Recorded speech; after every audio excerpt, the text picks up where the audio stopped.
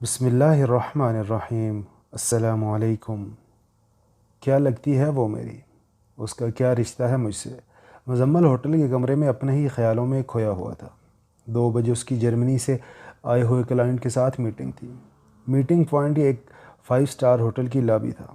Meeting سے فارغ ہونے کے بعد مزمل نے مارٹن کے ساتھ اسی ہوٹل میں ڈنر کیا۔ اس کے بعد پروٹوکول کی غرض سے مارٹن کو ایئرپورٹ ڈراپ کر کے آیا۔ جب وہ ہوٹل واپس آیا اس وقت رات کے 9 بج رہے تھے۔ تھکاوٹ سے اس کا برا حال تھا۔ اس نے کچھ دیر سوچا، پھر دادی کو کال کر کے اطلاع دی کہ وہ کل آئے گا۔ اب ہوٹل کے کمرے میں بھی اس کو چین نہیں تھا۔ پچھلی رات بھی اس نے آنکھوں ہی آنکھوں میں کاٹی تھی۔ ایک انسان کو دن میں تقریباً 60,000 خیال آتے ہیں، مزمل نے کسی کتاب میں پڑھا تھا۔ پھر اس نے سوچنا شروع کیا کہ پچھلے 36 گھنٹوں میں مجھے کون کون سے خیال آئے۔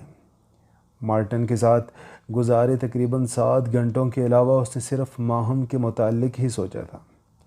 وہ بندہ جس نے لندن کی سرد راتوں میں بھی کسی لڑکی کو تو دور کی بات کبھی اس کے خیال کو بھی اپنے پاس آنے نہیں دیا، آج خیالوں کے آگے بے بس تھا۔ ایک خیال 3 سے 13 سیکنڈ انسان کے دماغ میں رہتا ہے۔ اسے پڑی ہوئی ایک اور بات یاد آئی تھی۔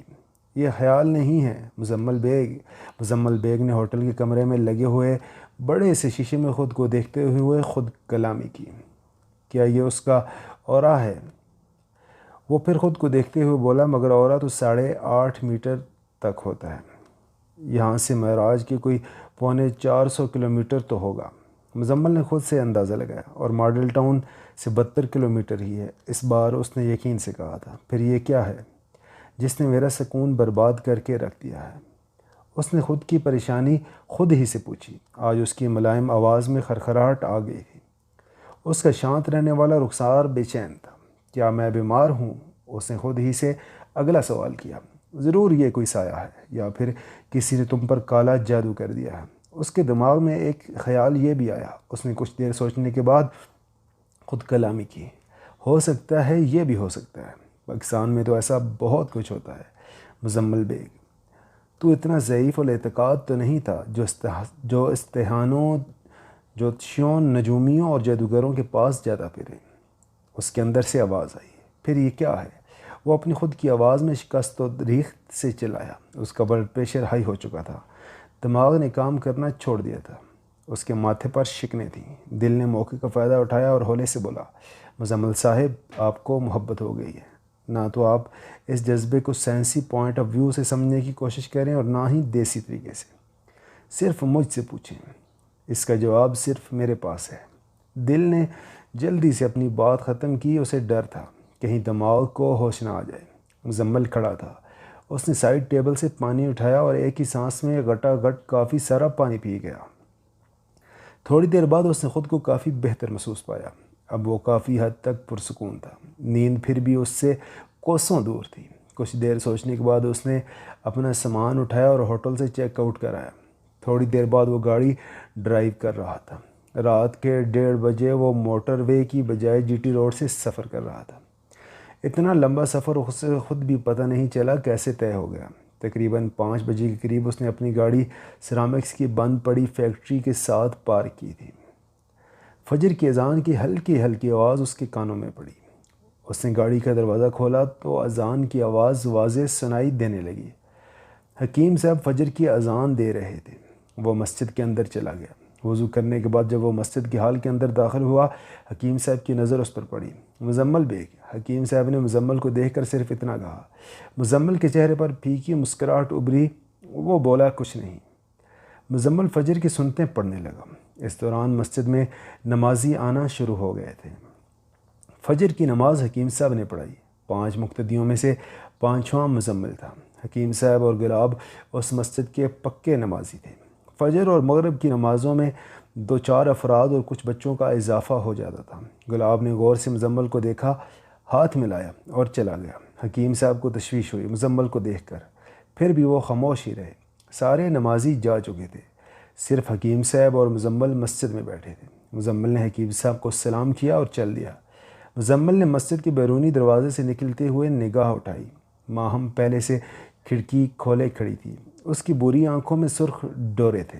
وہ ایسے تڑپ رہی تھی جیسے ماہی بے آب۔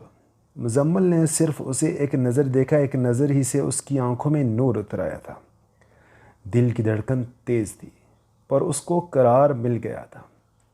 مزمل نے ادب سے گردن جھکائی اور اپنی گاڑی کی طرف چل پڑا۔ گاڑی میں ارد گرد دیکھے بغیر بیٹھا اور وہاں سے چلا گیا۔ مزمل کے جانے کے بعد ماہم کی حالت جلبن مچھلی جیسی بالکل بھی نہیں رہی تھی، بلکہ وہ تو محبت کی جھیل میں غوطہ زن تھی۔ ماہی کو آب سے نکال لیا جائے تو وہ تڑپ تڑپ کر جان دے دیتی ہے۔ ماہم کی حالت ماہی جیسی ہی تھی اور مزمل اس کے لیے آب حیات جیسا بن چکا تھا۔ اس سب کے باوجود وہ زبان سے انکار ہی کر رہی تھی۔ ماہم کے دل کو بھی مزمل کے دید سے قرار مل گیا تھا۔ لاہور پہنچ کر مزمل نے پیٹ بھر کر ناشتہ کیا اور لمبی تان کر سکون کی نیند سو گیا۔ اب مزمل کا یہ معمول بن گیا تھا، وہ سارا دن کام کرتا اور رات کو جلدی سو جاتا۔ رات کے دوسرے پہر اٹھتا، اپنی گاڑی نکالتا اور معراج کے روانہ ہو جاتا۔ فجر کی نماز پڑھتا، سب نمازیوں کے جانے کے بعد مسجد سے وہ نکلتا۔ وہ کھڑکی میں نور بانٹنے کے لیے کھڑی ہوتی۔ مزمل آنکھوں میں نور اتارتا، پھر گردن جھکا کر واپس لاہور چلا جاتا۔ 1.5 ماہ کا عرصہ اسی طرح گزر گیا۔ حکیم صاحب اور اشال کو سب کچھ پتہ چل گیا تھا۔ ان کے توسط سے یہ خبر عروسہ کو پتہ چلی تو اس کو کچھ فکر لاحق ہوئی۔ اشال نے شروع ہی میں ممتاز بیگم کو موبائل پر ساری طوطا مینا کی کہانی سنا دی تھی۔ ممتاز بیگم خوش بھی بہت تھیں، ساتھ ہی ساتھ اندر سے ایک ڈر بھی تھا۔ مزمل کی ایک ڈھال ممتاز بیگم کی نظر میں حکیم عاقل انصاری بھی تھا۔ حکیم صاحب کے متعلق سوچ کر ان کو تسلی ہو جاتی۔ علاقے کے لوگوں میں تشویش بڑھ گئی تھی۔ اب وہ سوچنے لگے تھے یہ لڑکا کیوں ہر روز ماڈل ٹاؤن لاہور سے معراج کے آتا ہے۔ پھر ایک دن علاقے کے لوگوں کو خبر ملی سیٹھ مجیب کی بند پڑی فیکٹری مزمل بیگ نے خرید لی ہے۔ اعتراض کی جگہ عرضیاں ہونے لگیں۔ مزمل نے بند پڑی فیکٹری میں دوبارہ کام شروع کروا دیا۔ علاقے کے نوجوانوں کو روزگار مل گیا۔ اس علاقے میں لوگ اس کی عزت کرنے لگے۔ عزت کیوں نہ کرتے، اس نے کافی سارے گھرانوں کے بچوں کو کام پر جو لگا لیا تھا۔ اس کے اپنے ملازموں سے سلوک بھی بہت اچھا تھا اور سب سے بڑھ کر مناسب تنخواہ، وہ بھی وقت پر۔ اب اس کے فجر کے وقت معراج کے آنے پر کسی کو حیرت بھی نہ تھی، لوگوں کو تشویش بھی دور ہو گئی تھی۔ ایک اور حیرت کی بات یہ تھی خاموش محبت کی اس کہانی کا حکیم صاحب کے گھرانے کے علاوہ کسی کو علم نہیں تھا۔ ماہم کی کھڑکی پرانی وضع کی تھی جس کے اوپر ایک مخروطی چھجا تھا۔ لکڑی کے 2 تختے جو گلی کی طرف کھلتے تھے، تختوں کے پیچھے لوہے کے سیدھے سریے تھے۔ ماہم جب کھڑکی میں کھڑی ہوتی تو لکڑی کے تختے گلی کی طرف کھل جاتے، جس کی وجہ سے وہ گلی میں گزرنے والوں کی نظروں سے محفوظ رہتی۔ اب لکڑی کے تختے 24 گھنٹے کھلے رہتے، البتہ لوہے کے سریوں کے پیچھے کمرے کے اندر ایک موٹا پردہ ہمیشہ کھڑکی پر پڑا رہتا تھا۔ ماہم اس پردے کو صرف فجر کے وقت ہٹاتی تھی۔ وہ 24 گھنٹوں میں صرف چند منٹ کے لیے کھڑکی میں کھڑی ہوتی تھی جب مزمل نے مسجد سے نکلنا ہوتا۔ معراج کے گاؤں دور تھا، اڈے پر بہت کم لوگوں کی رہائش تھی۔ فیکٹری کے پیچھے صرف 8-10 گھر تھے جن کے نمازیوں کے جانے کے بعد ہی مزمل مسجد سے نکلتا تھا۔ حکیم صاحب کو پتہ ان کی حکمت کی وجہ سے لگا تھا۔ انہوں نے پہلے دن ہی اندازہ لگا لیا تھا جب ماہم نے گلاب کے ہاتھ یہ کہہ کر مسجد میں چائے بھجوائی تھی، خان چچا، حکیم صاحب کا کوئی عزیز بارات کے ساتھ آیا ہے، اسے مسجد میں چائے دے ہیں۔ ماہم نے مہتاب خان کو چائے دیتے ہوئے کہا تھا، حکیم صاحب اشال کو کیوں نہیں کہتا؟ گلاب نے سوال کیا تھا۔ اشال شادی حال میں ہے، عروسہ چچی کی طبیعت ٹھیک نہیں، میں گھر دوائی کھانے کے لیے آئی تھی۔ حکیم چچا نے مجھے دیکھا تو کہہ دیا، ٹھیک اب ہم سمجھا، ہم دے دیتے ہیں چائے۔ گلاب نے چائے پہنچا دی تھی۔ شروع میں مسجد کے دوسری نمازیوں کو بھی مزمل پر شک گزرا تھا۔ ان کے شکوک و شبہات حکیم صاحب نے یہ کہہ کر دور کر دیے تھے، مزمل میرا رشتہ دار ہے، اس کا ایک گھر گجرانوالہ شہر میں بھی ہے، وہ فجر کی نماز پڑھنے یہاں آ جاتا ہے، نماز پڑھ کر لاہور چلا جاتا ہے۔ شروع میں ایک دن گلاب نے حکیم صاحب کو اکیلے میں پوچھا، حکیم صاحب یہ تو ٹھیک ہے یہ لڑکا تمہارا رشتہ دار ہے، لیکن مڑا اس کا روز آنا، دال میں کچھ کالا ضرور ہے۔ حکیم صاحب اور گلاب بات کرتے کرتے مسجد کے احاطے سے باہر آ چکے تھے۔ گلاب خان، بات دراصل کچھ اور بھی ہے۔ تمہارا شک بالکل ٹھیک ہے، یہ لڑکا یہ فیکٹری خریدنا چاہتا ہے، پر کسی نے اس کو ڈرایا ہے۔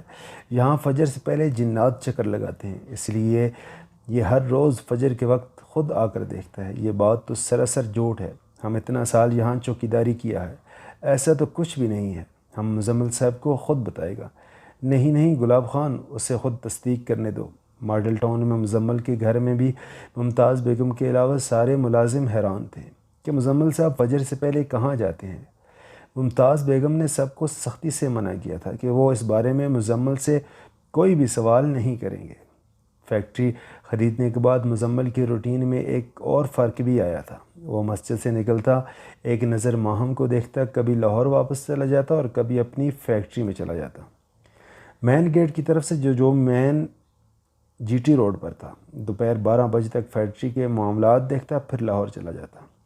مزمل کے فیکٹری خریدنے کے بعد شمائل کو پھر سے اس کا خیال آیا تھا۔ ستارہ نے اسے سمجھایا، پہلے بھی تم مزمل کے چکر میں فیس بک پر پتہ نہیں کس کس سے بیوقوف بنتی رہی ہو، مزمل کا خیال دل سے نکال دو۔ ستارہ کے پانی ڈالنے سے شمائل کے عشق کی جھاگ وقتی طور پر بہہ گئی تھی۔ معزز سامعین، یہ تھا ہمارا آج کی ویڈیو۔ نیکسٹ ویڈیو اور اس طرح کے مزید ویڈیو کے لیے ہمارے چینل کو ضرور سبسکرائب کریں۔ اپنا بہت سارا خیال رکھیے گا۔ نیکسٹ ویڈیو تک کے لیے اجازت دیجیے۔ السلام علیکم ورحمۃ اللہ وبرکاتہ۔